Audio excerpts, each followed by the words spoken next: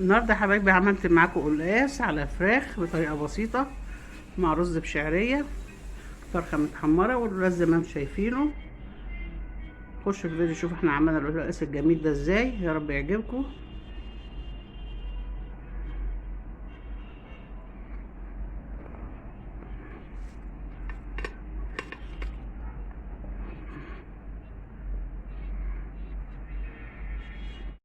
السلام عليكم، ازيكم يا حبايبي؟ عاملين ايه؟ ان شاء الله يا حبايبي هعمل معاكم النهارده قلقاس بطريقه بسيطه.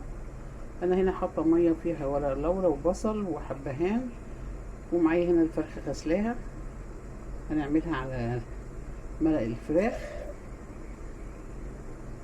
هنزل مرق الفرخه كده في الميه اللي بتغلي، وهنحط لها فلفل اسود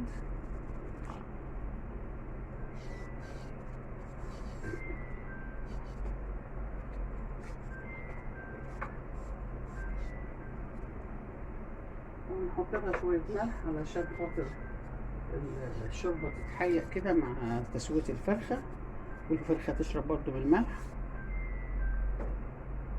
وهنغطيها بقى ونرجع لها كمان شويه. يا حبايبي الفرخه بتتسلق، وهنا حاطه انا عندي الخضره بحضرها في الفريزر، بطلعها بحط معاها فص ثوم مع السمنه، وبعد كده لما تتشوح شويه بحط لها شويه كزبره ناشفه. وهنا عندي القلقاس انا مفرزاه وحطاه في الحله. هاخد من المرق السخن احطه على القلقاس مع عصره ليمون كده يا حبايبي. هبدا اخد من المرق واحط على القلقاس وهو سخن كده، زي ما قلت لكم هو متلج اهو، ما فكتوش. تطلعيه من الفريزر على الحله، تحطي عليه المرق السخن كده وتعصري عليه ليمونه وتولعي يعني يبقى يستوي. انا مش هكتر عليه المرق الا لما يفك ويبدا يستوي فيه. الفرخه زي ما انتم شايفينها كده بتستوي. وانا عملت الخلطه بتاعتنا اللي هي السلقه مع كزبره مع توم وشويه كزبره ناشفين، حمصتهم وهطحنهم دلوقتي بعد ما القلقاس يستوي ونحطهم عليه كده يا حبايبي. هنعصر عليها ليمون وخلاص دخل في السوا، وهنطحن بقى الخضره ونحطها عليه. والفرخه اتسلقت هنا هناخدها محمره. هنا يا حبايبي انا هحط لها الخلطه ايه دقتها. انا عملتها كده بالمدق الثوم، ما عملتهاش في الخلاط عشان الخلاط بيخليها تفتح، واحنا بنحب القلقاس بيبقى اللون اللي هو الغامق ده.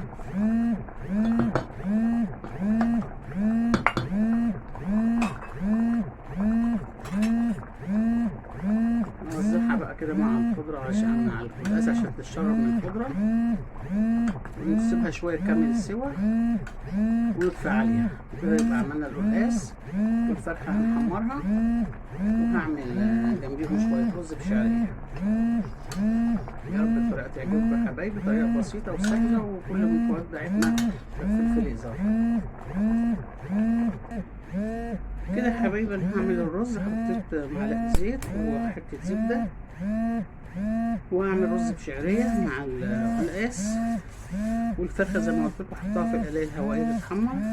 وهنا القلقاس خلصناه خلاص اهو، بصوا اللون بتاعه الجميل. نعمل بقى الرز. انا بحط على الرز حته زبده او معلقه سمنه بلدي ومعلقه زيت. الزيت بيخلي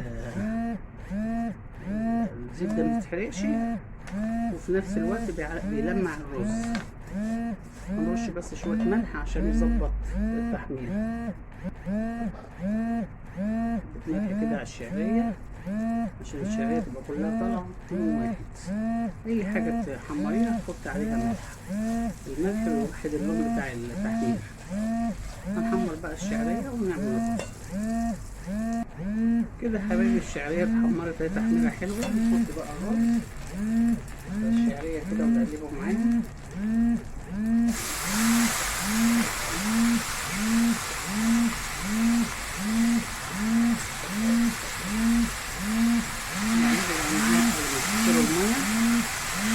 نشرب من السمنة.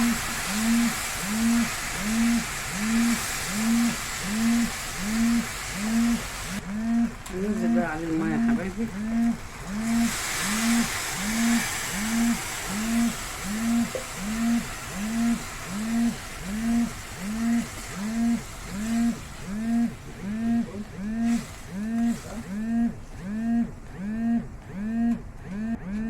الرز بس هنغطيه بالميه يا حبايبي، مش اكتر من كده. ما تزوديش عليه الميه عشان ما تعجنش. بصوا الميه يا دوب مغطيه الرز بس. هنغطيه بقى ونسيبه لما يستوي. وكده يا حبايبي احنا عملنا الرز اهو ما شاء الله مفلفل اهو، استوى خلاص. انا بطفي عليه كده وهو في البخار يكمل سوا بالبخار بتاعه. وكده بقى خلصنا الاكل بتاعنا، القلقاس والرز، وعملنا الفرخه كمان.